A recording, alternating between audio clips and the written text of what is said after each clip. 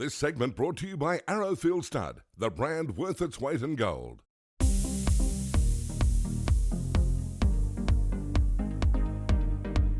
Mine's a very, very easy one. It was superimposed. It was an absolute champion to a lot of people, but to me particularly. And so tell me what it was that really inspired you about him as a youngster, as a young man.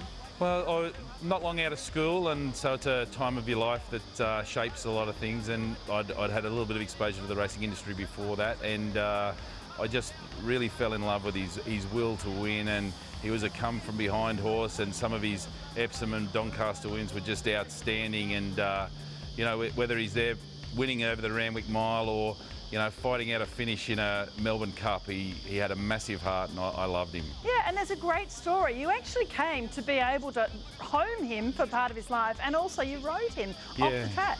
I did. So towards the back end of Super's life, he was living in Victoria, and the owner went down there, and on the day he happened to go down, it was miserable and cold and raining, and he was a Queenslander, and he was a client of Glenlogan Parks at the time. And he came back up, and it was a beautiful, warm winter day, and he thought, why don't I have this champion living up here? So he approached me about it and said, would I mind if superimposed, would I have a spot for him on the farm, which took about 0.1 of a second to say, absolutely. He's been my hero the whole way through. So he came to live on the farm, and he was my riding horse and companion for the last few years of his life, and he's buried on Glenlogan. It was a wonderful story for me, for the horse that actually really got me going to have him there at the end. It was very rewarding. I loved it.